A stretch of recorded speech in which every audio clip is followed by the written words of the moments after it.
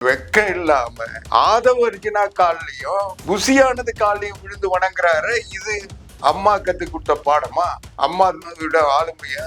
இவங்களெல்லாம் மாமா வேலை பார்த்து கூட்டிட்டு போனது செங்கோட்டையன் தானே. நான் இத மாமா வேலை சொல்றதுல அவருக்கு விருப்பமான அந்த வார்த்தைன்றதுனால சொல்றேன். ஏன்னா குதிரை பேரன்னா அவருக்கு கோபம் வரும். இன்னும் 10 பேர் திமுகவில இருந்து 5 பேர், நான் திமுகவில இருந்து 5 பேர் எல்லாம் தயாரா இருக்கிறாங்கன்னா அவங்க சேர்க்க போறாங்க. செங்கோட்டை யோகியனா இருந்தா, ஒழுக்கமானவரா இருந்தா, செங்கோட்டையனையே அமைச்சர் பதவியிலிருந்து அம்மா நீக்கினார். ஆதரவு சக்திகளுக்கு, முதலாளிகளுக்கு, கார்பரேட்டுகளுக்கு அது பாதிப்பை உருவாக்கும் என்பதால் ஜோசப் விஜய் அரசும் செங்கோட்டையனும் சேர்ந்து கம்யூனிஸ்டுகளை கணக்கெடுக்க ஆரம்பிச்சாங்க. இதுதானே உண்மை. இன்றைக்கு அந்த பிரச்சனையிலிருந்து காப்பாற்றுவதற்காக அந்த முயற்சியை செய்வதாக நினைத்துக் கொண்டு இன்றைக்கு கம்யூனிஸ்டுகளை இன்றைக்கு தேச விரோத சக்திகளாக இன்றைக்கு சித்தரிக்கின்ற பெரும் பணியில் செங்கோட்டையன் ஈடுபட்டிருக்காரு. இப்படி தமிழ்நாட்டுக்கு தொடர்பில்லாதவர்கள், மக்களோடு தொடர்பில்லாதவர்கள், மக்களால் தேர்ந்தெடுக்கப்படாதவர்கள் விஜயை இயக்கிட்டு இருக்காங்கன்ட்டு புசி ஆனந்த் புலம்புறாரு.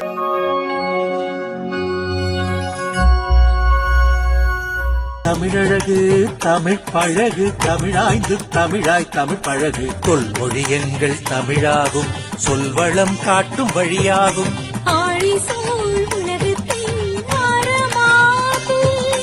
வணக்கம் அன்பு உறவுகளே, நான் ஆவடிக்குமார். ஊடகங்கள் பேசாத பொருளை உங்களோடு பேச வந்திருக்கிறேன். இந்த சேனலை எல்லாம் விரும்பி பார்க்குறீங்க, மகிழ்ச்சியா இருக்கு. பார்த்துட்டு கடந்து போயிடாம இதை சப்ஸ்கிரைப் பண்ணீங்கன்னா நாங்கள் வெளியிடுகின்ற காணொளிகள் உடனே உங்களுக்கு கிடைக்கும். இது வரைக்கும் சப்ஸ்கிரைப் செய்யாதவங்க சப்ஸ்கிரைப் செஞ்சு எங்களோடு இணைந்திருங்கள். நன்றி. அரசராக ஒரு ஜோக்கர் அமர்ந்து விட்டால் அந்த அரசவை, அரசாட்சி நடக்கிறத விட அந்த ஜோக்கருடைய ஆட்சி நடக்கிறத தான் நினைப்பாங்க. ஏன்னா அந்த ஜோக்கர் தன்னுடைய தன்மை மாறாது அப்படின்றது ஒரு பழமொழி. நான் எதை சொல்ல வரேன்னா, இன்னைக்கு தமிழ்நாடு சட்டமன்றத்துல அவை முன்னவரா ஒரு ஜோக்கரை வச்சிருக்காங்க. போதுமான அறிவோ, பொது அறிவோ, தெளிவோ இல்லாத ஒருத்தர், கழுதைக்கு வயசாயிடுச்சுன்னா அதுக்கு எல்லா அனுபவம் கிடைச்சிடும் நம்ம எப்படி நினைக்க முடியாதோ அது போல இன்னைக்கு தமிழ்நாடு சட்டமன்றத்தில் அவை முன்னவரா ஒருத்தர் உட்கார வச்சிருக்காங்க. அதுக்கு காரணம் அவர் ஒரு நீண்ட நாள் உறுப்பினர்ன்றதுனால அவருக்கு அனுபவம், பொது அறிவு இருக்குன்னு நினைச்சு உட்கார வச்சுட்டாங்க. ஆனா அவர் பண்ற அந்த ஜோக்கர்த்தனமான, சில்லுண்டித்தனமான, தெளிவற்ற செயல்களால் இன்னைக்கு பாவம் சட்டமன்ற சபாநாயகர் திணறிட்டு இருக்காரு. அந்த சபையில் இருக்கிற மற்ற உறுப்பினர்கள், இன்னும் சொல்ல போன எதிர்கட்சி உறுப்பினர்களை எல்லாம் கூட அவர் தன்னுடைய ஆளுமையால் சரிபடுத்திடுறாரு. ஆனா இந்த அவை முன்னவருடைய சேட்டைகளை அல்லது அவருடைய ஜோக்கர்த்தனமான அந்த வில்லங்கத்தை எதிர்கொள்ள முடியாமல் அல்லது அவரை அடக்க முடியாமல் ஒவ்வொரு அமைதியா ஒரு சபை நடந்துகிட்டே இருந்தா கூட சபாநாயகர் அதை மென்மையா கையாண்டு வர நேரத்துல இந்த ஜோக்கர் அவை முன்னவரா இருக்கிறதுனால இவர் எழுந்து அந்த அவையில தேவையற்ற குழப்பத்தையும் கொந்தளிப்பும் உருவாக்கி அவருடைய அந்த ஜோக்கர்த்தனமான வில்லங்கத்தை செயல்படுத்தி மொக்க வாங்குறதே அவருடைய வழக்கமா போச்சு. இவர் சபாநாயகர்கிட்ட மட்டும் இல்ல, அவர் முன்னாள் முதலமைச்சர் ஓ பன்னீர்செல்வத்திலிருந்து, அதிமுகவில் இருக்கின்ற சட்டமன்ற உறுப்பினர்களிலிருந்து, திமுக சட்டமன்ற உறுப்பினர் எல்லாரும் அவருக்கு மொக்க. இன்னும் சொல்ல போனா சில நேரங்கள்ல ஆளுங்கட்சி அமைச்சர்கள் பேச்சு கூட அவருக்கு மொக்கைய அவரோட வெளிப்படுத்துகின்ற வகையில் இருக்கு. எவ்வளவு மொக்க வாங்கினாலும் கொஞ்சம் கூட அதை பத்தி கவலைப்படாத ஒரு மனிதராக செங்கோட்டை இருக்கிறார். ஏன்னா அவருடைய இயல்பு அதுதான். அதிமுகவில் எதுக்குமே லாயக்கு இல்லாம ஒரு அள்ளக்கை என்பதை தவிர அவருக்கு எந்த தகுதியும் இல்லாம தன்னுடைய காலத்துல இருந்தவர். அவரை ஏதோ பெரிய அறிவாளி, அனுபவம் மிக்கவர், சட்டமன்றத்தை வழிநடத்துகின்ற ஆற்றல் பெற்றவர் நினைச்சுக்கிட்டு ஜோசப் விஜய் சேர்த்து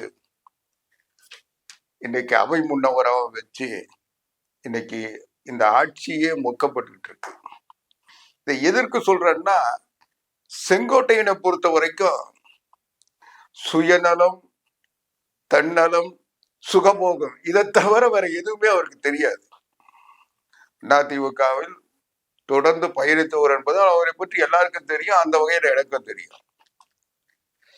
இவர் எப்பவுமே இந்த ஒயிட் காலர் அரசியல்ன்றது அவர் மட்டும்தான். சுகபோகமா இருக்கணும், சுதந்திரமா இருக்கணும், எல்லாத்தையும் செஞ்சுட்டு வந்து நடிக்கணும். அம்மாவை பார்க்க சொல்ல நடிச்சிட்டு, அது போல எடப்பாடி பழனிசாமி அவர்கள் முதலமைச்சர் ஆன போது அவருடைய அமைச்சர்கள் இடம்பெற்ற போது நடிச்சிட்டு இருந்தவர். இன்னைக்கு அத விஜய் அவரை நம்பினதனுடைய விளைவு விஜய் கிட்ட நடிக்கிறாரு. எந்த இடத்துல இருக்கிறாரோ அந்த இடத்துக்கு இவர் அல்லக்கையா இருப்பார்ன்றதுல எந்த சந்தேகமும் இல்லை.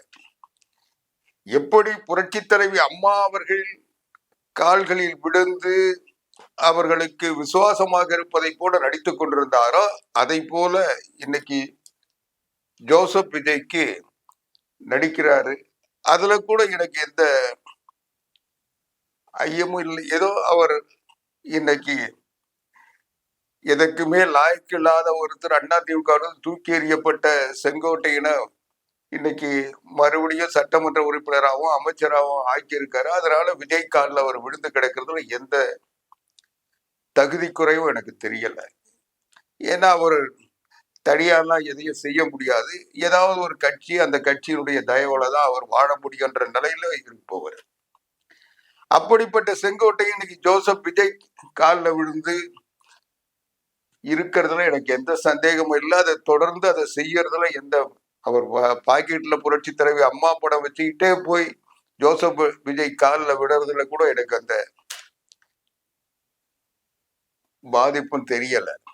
ஆனால் வெக்கம் இல்லாம ஆதவ அர்ஜுனா கால்லயும் புசியானது காலையும் விழுந்து வணங்குறாரு. இது அம்மா கத்து கொடுத்த பாடமா?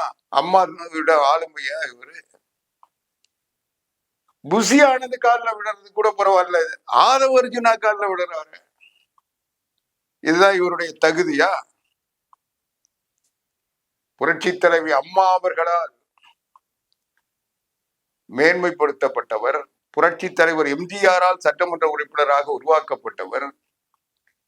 புரட்சி தலைவி அம்மா அவர்களும் புரட்சி தமிழர் எடப்பாடியார் அவர்களும் தன்னுடைய அமைச்சரவையில் அமைச்சராக வைத்திருந்த செங்கோட்டைய இன்னைக்கு ஆதவ அர்ஜுனா காலில் விழுந்த அமைச்சரா தொடரணும்னு நினைக்கிறாரு, வாழ்றாரு, அமைச்சரா இருக்கிறாருன்னா இதை விட கேவலம் அவரை பாக்கெட்ல வச்சிருக்கிற அம்மா படத்துக்கு யாராவது ஏற்படுத்த முடியுமா? அம்மா படத்தை வச்சுக்கிட்டு போய் காலில் விடுறாரு.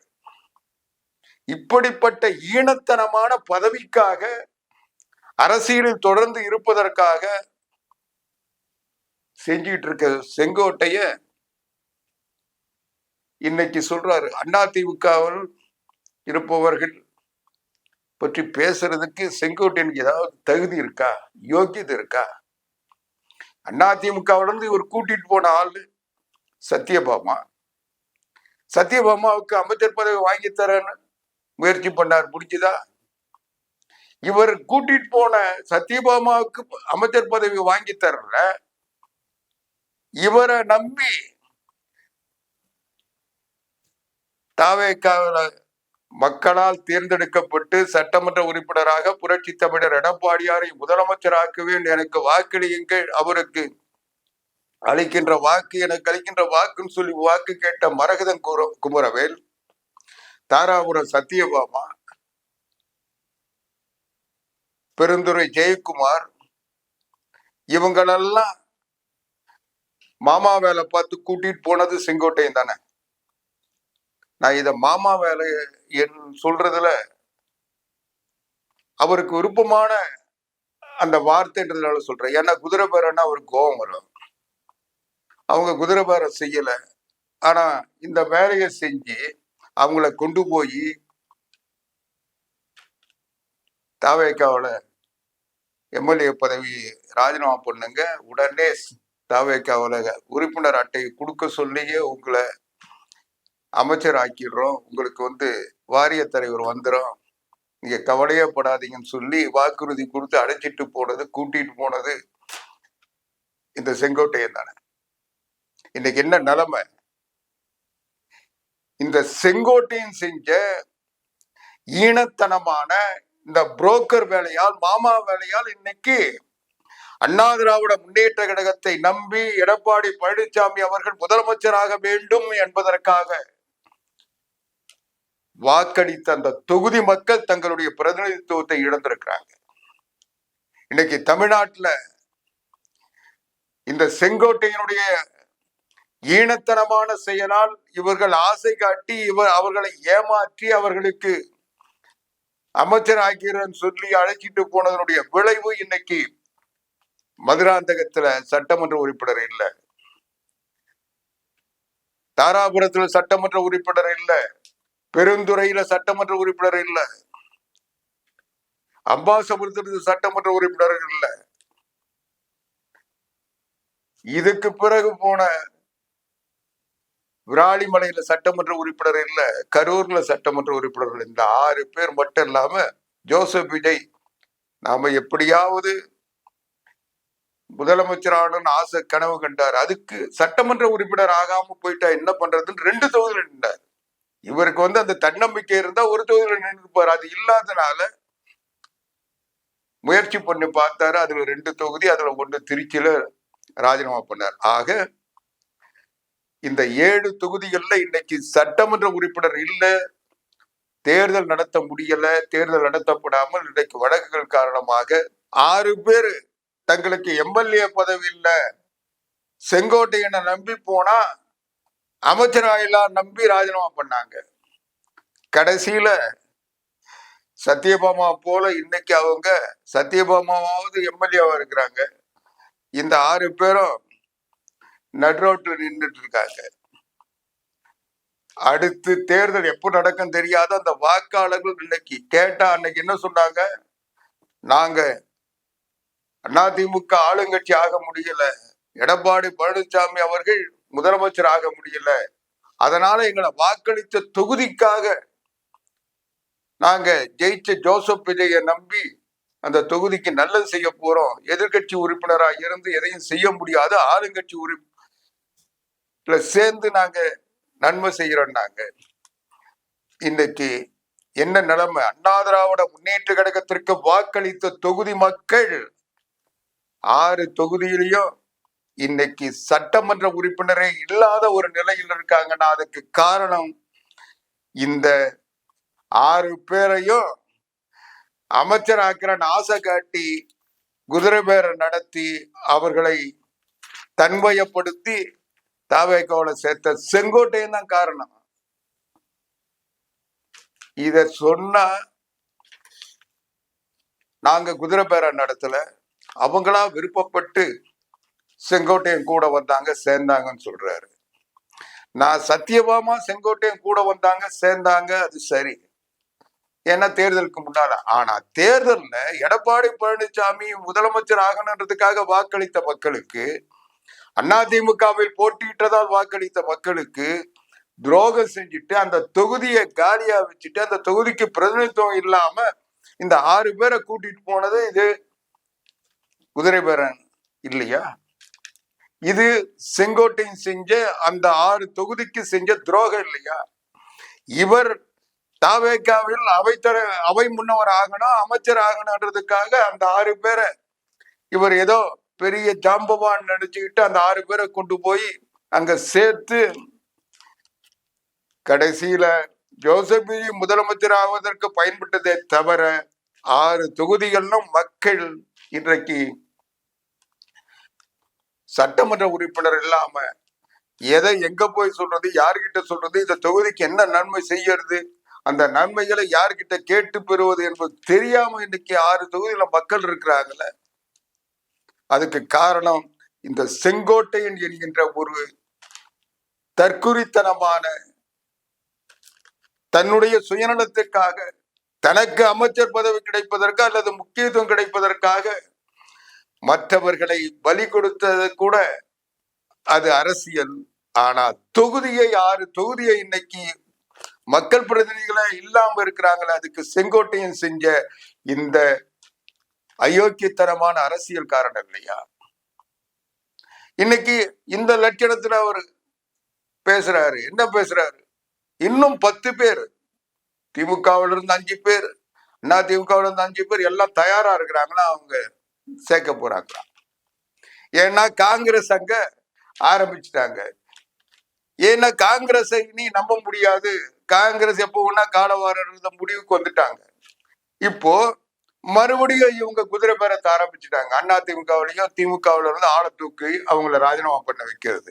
ஏற்கனவே ராஜினாமா பண்ணவெல்லாம் ஏண்டா ராஜினாமா பண்ணோம், இந்த தற்கொலைகளை நம்பி நம்ம ராஜினாமா பண்ணிட்டு இன்னைக்கு மக்கள்கிட்ட அசிங்கப்பட்டது மட்டும் இல்லாம அடுத்து நமக்கு அரசியல் இருக்குமான்னு தெரியாம இன்னைக்கு கதி கலங்கி போய் ரோட்ல இருந்து சாபம் விட்டுட்டு இருக்காங்க.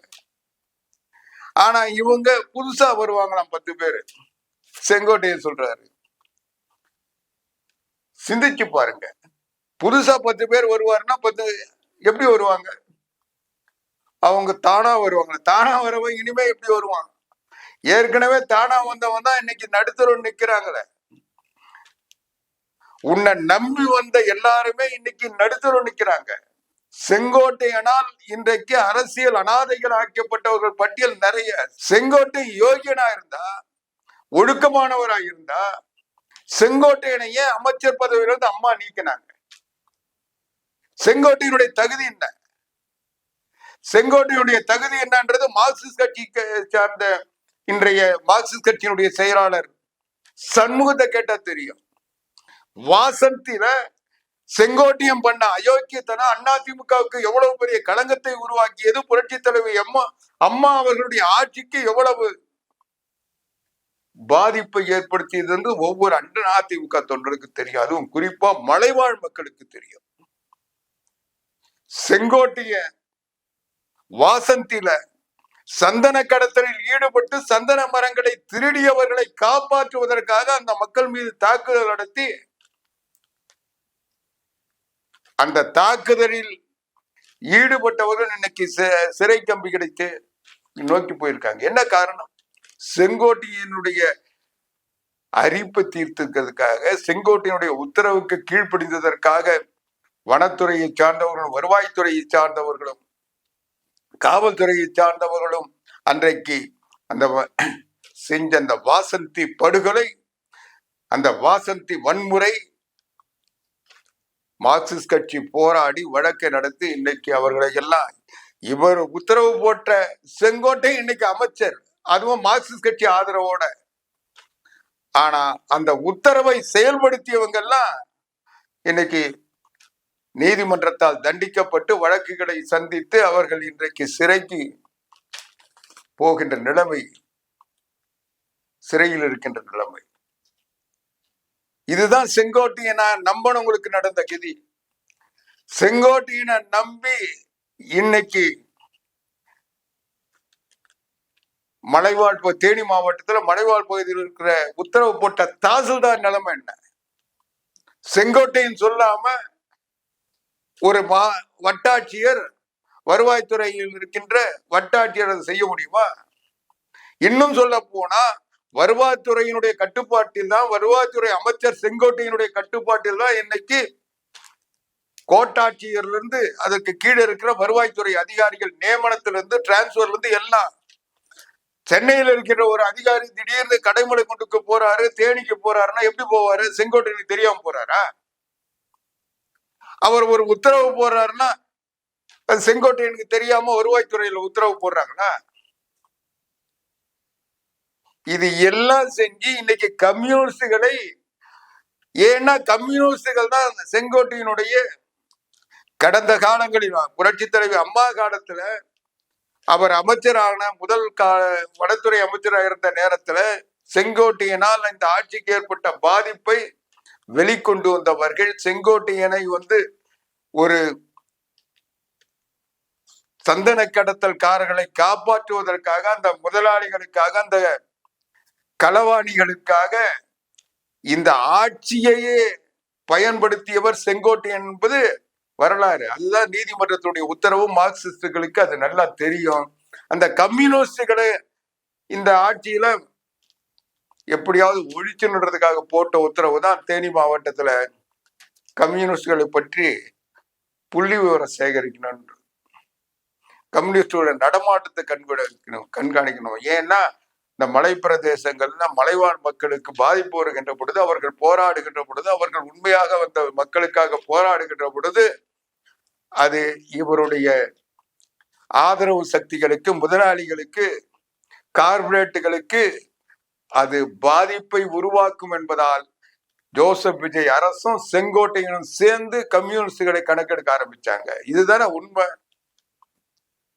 இப்படி இந்த செங்கோட்டையன் அவருக்கு இன்னைக்கு ஆட்சியில் ஏற்பட்டிருக்கின்ற, அரசியலில் ஏற்பட்டிருக்கின்ற வீழ்ச்சியிலிருந்து மீள்வதற்காக கம்யூனிஸ்டுகளை கணக்கெடுப்பதாக சொல்லி அவர் ஏதோ பெரிய அனுபவசாலி மாதிரி இன்றைக்கு அந்த பிரச்சனையிலிருந்து காப்பாற்றுவதற்காக அந்த முயற்சியை செய்வதாக நினைத்து கொண்டு இன்றைக்கு கம்யூனிஸ்டுகளை இன்றைக்கு தேச விரோத சக்திகளாக இன்றைக்கு சித்தரிக்கின்ற பெரும்பணியில் செங்கோட்டையன் ஈடுபட்டிருக்காரு. இதுக்கு பிறகு வைக்கலாம காங்கிரஸை போலவே கம்யூனிஸ்டுகளும் இந்த ஆட்சியை ஆதரிக்கிறாங்கன்னா பாவம் அவங்க நிலைமை. அதை நம்ம அதுக்கு பிறகு எதுவும் சொல்றதுக்கு இல்லை.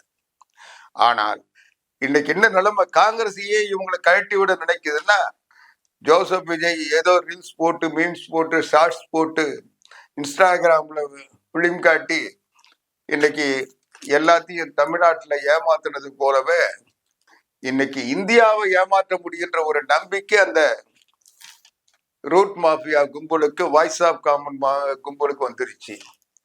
இந்த route mafia, voice of commons தான் இன்னைக்கு ரீல்ஸ இங்க தமிழ்நாட்டுல போடுறத விட மற்ற வடநாட்டுல போட ஆரம்பிச்சுட்டாங்க. இன்னைக்கு கேரளாவில் போட ஆரம்பிச்சுட்டாங்க, கர்நாடகாவில் போட ஆரம்பிச்சாங்க. இங்க ஏதோ செல்வம் கொடுக்கிற மாதிரி ஜோசப் விஜய் வந்த உடனே எல்லாருக்கும் எல்லாத்தையும் செஞ்சுட்டாரு. இன்னைக்கு ஆசிரியர்கள்லாம் நியமனம் பண்ணி பள்ளிக்கூடங்கள்லாம் மாணவர்களுக்கு இலவச கல்வி தந்துட்டாரு. இந்த மாதிரி ஜோசப் விஜய் ஆட்சிக்கு வந்த உடனே கடன் முழுவதும் தள்ளுபடி பண்ணிட்டாரு. விவசாயிகளுக்கு கடன்லாம் தள்ளுபடி பண்ணிட்டாரு. மகளிர் உரிமை தொகை 2500 ரூபாய் கொடுத்துட்டாரு. பட்டதாரி இளைஞர்களுக்கு 4000 ரூபாய் கொடுத்துட்டாரு. 100 நாட்கள் ஆட்சியில் சட்டம் ஒழுங்கு பிரச்சனையே இல்லை. மக்கள்லாம் சுதந்திரமா ராத்திரியான சுதந்திரமா ரோட்ல திரியிறாங்க. சாராய கடையெல்லாம் மூடிட்டாரு. ஒயின் ஷாப்பே இல்லை. தமிழ்நாட்டுல பாலியல் வன்கொடுமையே நடக்கல. தமிழ்நாடு பாலியல் வன்கொடுமையில் புகலிடமா இருந்து ஜோசப் விஜய் எல்லாத்தையும் நீக்கிட்டாருன்னு சொல்லி அடிச்சு விடுறத இன்னைக்கு இந்தியா முழுக்க அடிச்சு விட்டு அதை கோடிக்கணக்கான பேர் பார்த்துக்கிட்டு இன்றைக்கு ஒரு மீம்ஸ் யுத்தத்தை நடத்திட்டு இருக்காங்க.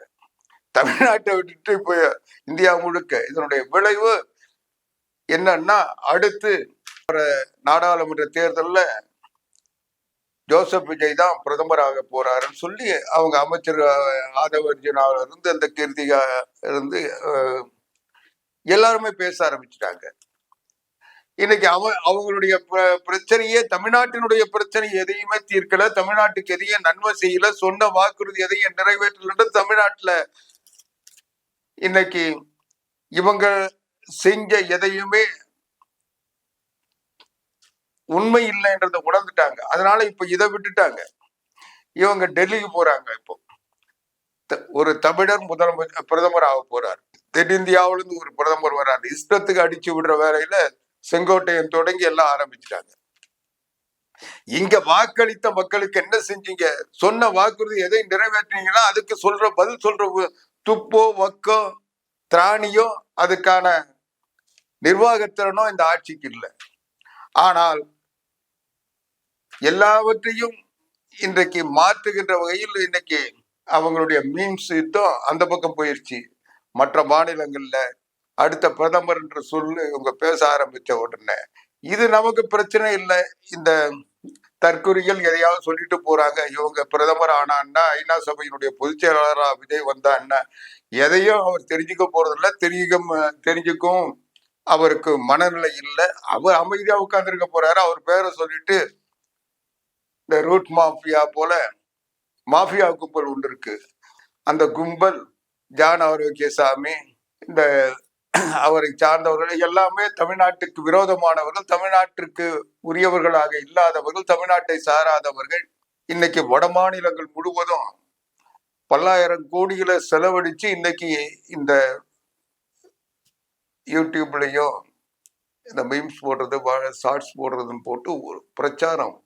ஒரு யூடியூப் சேனலுக்கு 60,000 மாதத்துக்கு கொடுக்குறாங்கன்னா செய்திகள் இன்னைக்கு பத்திரிகையில் வந்துட்டு இருக்கு.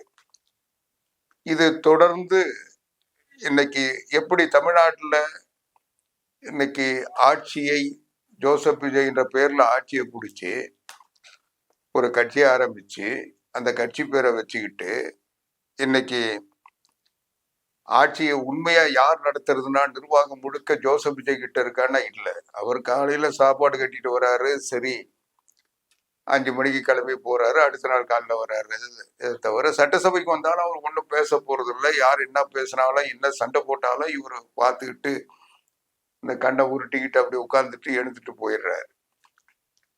ஆனா இதை ஏதாவது ஒரு பேசணும்னா கூட அது ஒண்ணு விஷ்ணு ரெட்டி எழுதி கொடுக்கணும், அல்லது ஜான் ஆரோக்கியசாமி கிட்ட இருந்து உத்தரவு வரணும், இல்ல குறைஞ்சபட்சம் ஜெகதீஷ் பழனிசாமியாவது சொல்லணும்.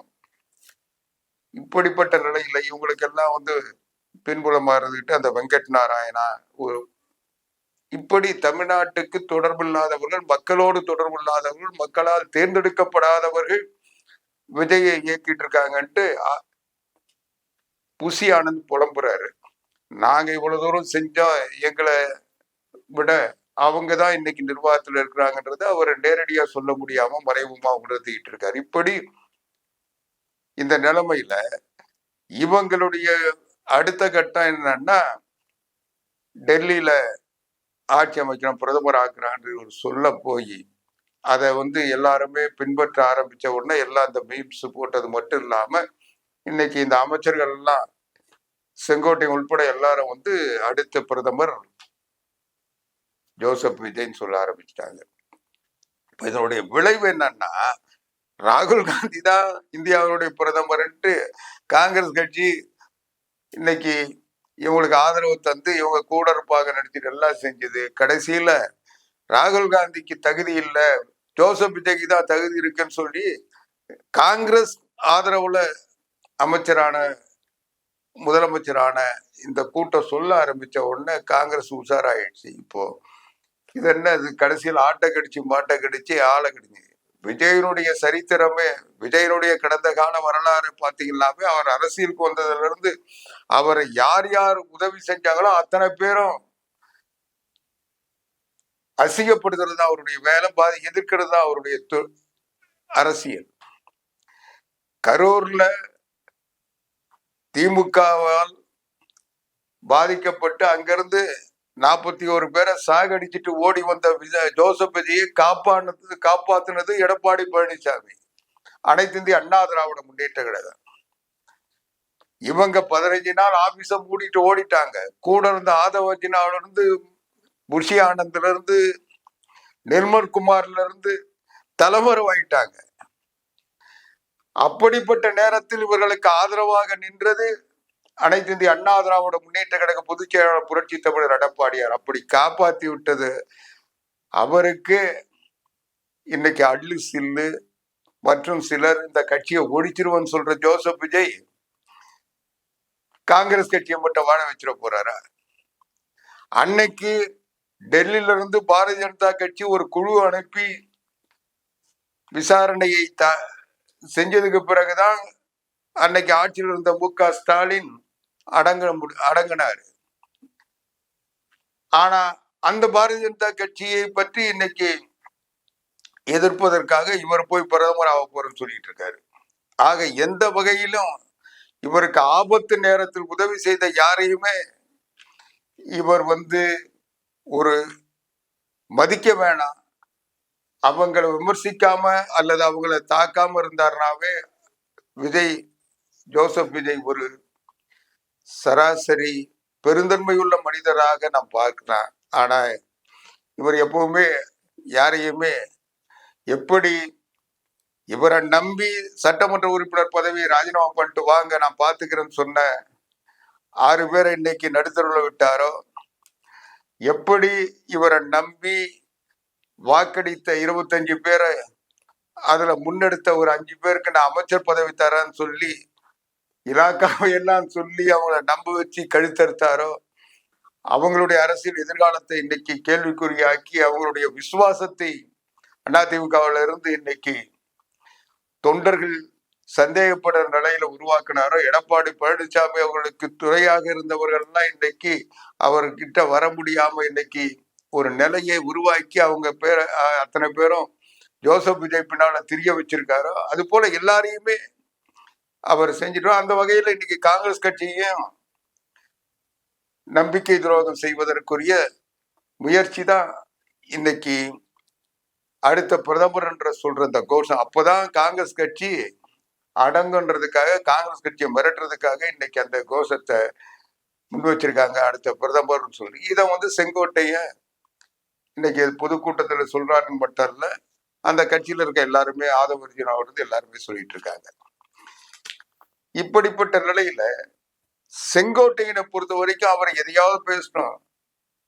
ஜோசப் விஜய பிரதமர் ஆக்கட்டும், ஜனாதிபதி ஆக்கட்டும், இன்னும் சொல்ல போனா அமெரிக்க ஜனாதிபதியா கூட செங்கோட்டையன் நினைச்சா ஆக்கிடுவாரு. அவ்வளவு பெரிய அறிவாளி செங்கோட்டையன். எது வேணா சொல்லட்டும், பிரதமர் ஆகட்டும், எதையாவது ஆக்கட்டும். ஆனா அவர் சொல்றது அதிமுகவை 10 பேர் வந்துருவாங்க, எம்எல்ஏக்கள் வந்துருவாங்க, தயாரா இருக்கிறாங்க, ரெடியா இருக்கிறாங்க, அதிமுக இதோட இருக்காதுன்னு சொல்றாரு. இது சொல்றதுனாலதான் செங்கோட்டையும் ஒரு தற்குறி, ஒரு இழிவான மனிதர். பக்கத்துல பாக்கெட்ல புரட்சி தலைவி அம்மா படத்தை வச்சுக்கிட்டு அதிமுக அழிக்கிறேன்னு ஒருத்தன் சொல்றான்னா அந்த மனிதர் உண்மையிலேயே உப்பு போட்டு சோர்த்துன்றவனா. இன்னைக்கு செங்கோட்டையும் ஒரு சாதாரண, அதிகபட்சம் அவர் போயிருந்தா ஒரு ஊராட்சி மன்ற தலைவராக இருந்திருப்பார். ஆனால் அண்ணா திராவிட முன்னேற்ற கழகம் தான் அவர் ஊராட்சி மன்ற தலைவராக இருந்தவரை இன்னைக்கு அமைச்சராக்கி இன்னைக்கு இந்த நிலைக்கு வந்திருக்காருன்னா அது அதிமுக தொண்டர்களுடைய உழைப்பு, அதிமுக தொண்டர்களுடைய ரத்தத்தை, வேர்வையை உறிஞ்சி கொடுத்த அட்டை. இன்னும் சொல்ல போனால் அதிமுகவிலிருந்து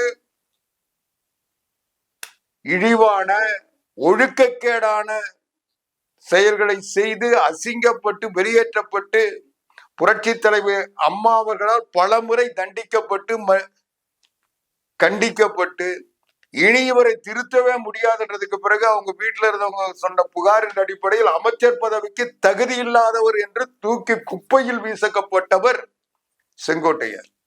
அந்த குப்பையில கிடந்த செங்கோட்டையனை கொண்டு வந்து மறுபடியும் அமைச்சராக்கியவர் புரட்சி தமிழர் எடப்பாடியார். புரட்சி தமிழர் எடப்பாடியார் இன்னைக்கு முதலமைச்சர் ஆகிறான்னா செங்கோட்டையன் எங்க இருந்திருப்பாரு? அரசியல் அடையாளம் தெரியாம என்னைக்கே காணாம போயிருப்பாரு. ஆனா அப்படிப்பட்ட செங்கோட்டையனை அமைச்சராக்கிய எடப்பாடி பழனிசாமியை பார்த்து என்ன சொல்றாரு? எடப்பாடி பழனிசாமி பணத்தை வச்சுக்கிட்டு முதலமைச்சர் ஆனாரா? நீ சூடு, சொர்ண, மான, ரோஷம், மனிதாபிமானம் ஏதாவது ஒன்று இருந்தா அப்படி முதலமைச்சரான எடப்பாடி பழனிசாமி காலில் விழுந்து எதுக்கு அமைச்சரான? புரட்சி தலைவி அம்மா உன்னை அமைச்சர் பதவிக்கு லாய்க்கு இல்லாத ஆளு தூக்கி குப்பையில போட்டாங்க. போயிட்டு மாவட்ட செயலாளர் பதவியை பறிச்சாங்க. நீ வைத்த தலைமை நிலைய செயலாளர் பதவியை எடுத்து எடப்பாடி பழனிசாமியை தலைமை நிலைய செயலாளராக நியமிச்சாங்க. அப்படிப்பட்ட அம்மாவால் புறக்கணிக்கப்பட்ட உன்னை மறுபடியும் பள்ளி கல்வித்துறை அமைச்சராக்கியவர் எடப்பாடி பழனிசாமி. ஆனா அந்த எடப்பாடி பழனிசாமி அவர்கள் ஆட்சி அமைச்சது பணத்தை வச்சுக்கிட்டு தான். இவர் தேர்தல்ல அவருடைய தலைமைக்கு கிடைச்ச வெற்றி இல்லை, அவர் பணத்தை வச்சுக்கிட்டு முதலமைச்சர் ஆனாரு அப்படின்னு சொல்றீங்க. அதுல ஏன் நீ போய் பள்ளி கல்வித்துறை அமைச்சரா 4.25 வருஷம் இருந்த? அம்மா உன்னை அமைச்சராக்குனாங்களா? உன்னை தூக்கி குப்பையில போட்டாங்கல்ல, அதுக்கு என்ன காரணம்? உன்னுடைய ஒழுக்கக்கேடு, இந்த மாதிரி லூசுத்தனமா பேசுறது, ஒரு பொறுப்பில்லாம நடந்துக்கிறது, இதுதானே செங்கோட்டை இந்த ஜோக்கர் வேலையை செஞ்சதுனால தானே அம்மா பதவியில் இருந்து நிற்கிறாங்க. அமைச்சர் பதவிக்கு தகுதி இல்லைன்னு மட்டும் இல்ல, மாவட்ட செயலாளருக்கும் தகுதி இல்லை, தலைமையிலுடைய செயலாளருக்கு தகுதி இல்லைல்ல.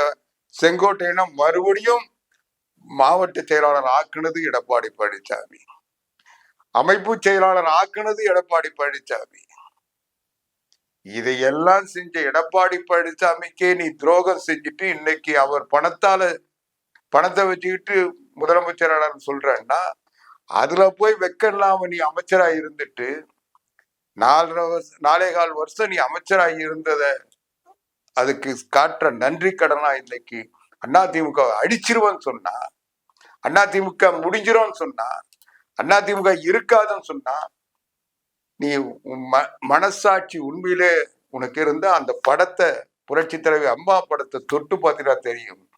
எனக்கு பின்னாலும் இன்னும் 100 ஆண்டுகள் ஆனாலும் இந்த கட்சி நிலைக்கும் நீடிக்கும் சொன்னாங்களே, அந்த தாய்க்கு காட்டுற விசுவாசமா இது.